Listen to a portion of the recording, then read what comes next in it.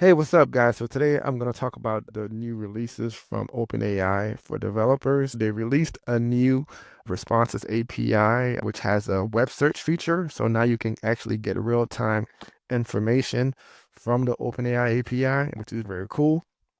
In the past, if you wanted to get real-time information using large language models, you need to pair up your large language model with a third-party tool like Tavily, Serp API, or Serper API, or Firecrawl. But now with the new web search endpoint that OpenAI provides, you can use that endpoint to get real-time data, ask real-time questions, and get real-time answers. They also improved their file search feature, which uses vector database where you can upload documents and be able to get information from those documents. So today I'll be talking about the new file search endpoint API and the new web search endpoint. In future videos, I'll talk about the OpenAI agent SDK, which I've been playing around with, but I haven't created a video about that. But I'll save some time and create a specific video just for that. Going back to the OpenAI files and web search API, so let's go to the documentations here, because I always like to read documentation to get information about particular endpoints in API. They have this new web search API. So if you go to the docs and you go to web search, you'll see it here. You can see how to easily make a call using Python. And here's the response example. Now, what I like a lot about this endpoint is that you're able to use your user location. For example, you can see here, you can pass the user location by passing in the type, which is the approximate.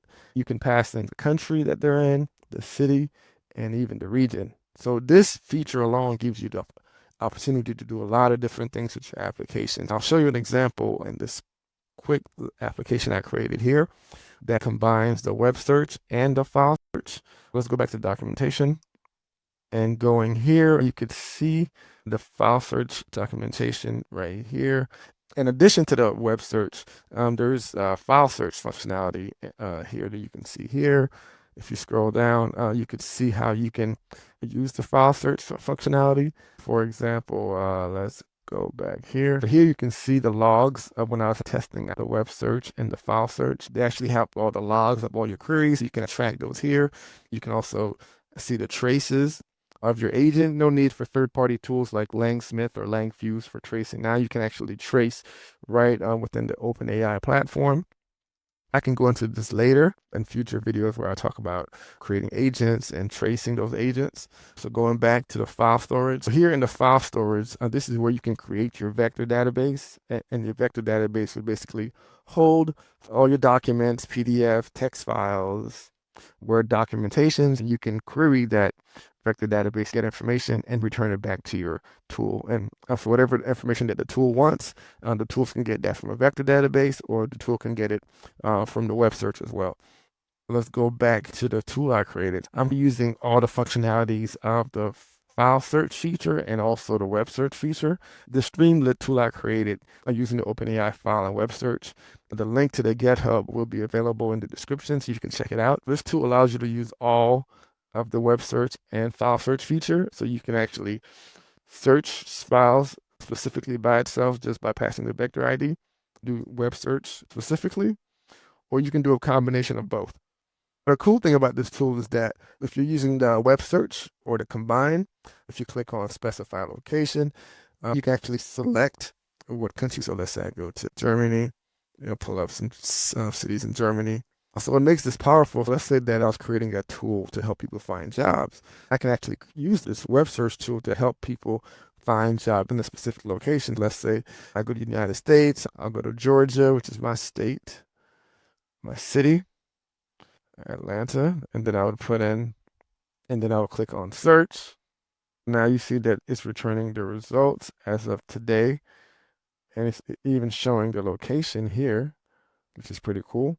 Let's say that because I wanted the latest news. I can't type when I'm recording. Latest news from OpenAI. I click on search.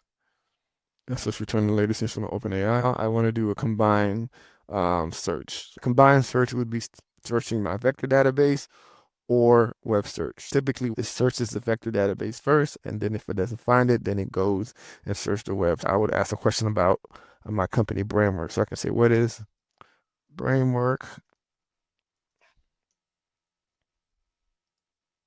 As you can see, it tells you what Bramework is. It gives you the details, and also it tells you exactly what file in the vector database that it's referencing, which is pretty cool. Let's say that it couldn't find that information in my vector database. It would search the web and return that information. For example, what is Bramework refund policy? It should be able to return that. And so it's telling you exactly what document that it found that in. Let me search for what is the latest world news. So now it should be referencing the web because I would not have that information in my vector database. So you can see that's returning the latest world news. Let's go back and use our location. We're going to search for best sushi restaurant and not include the location and see what it returns.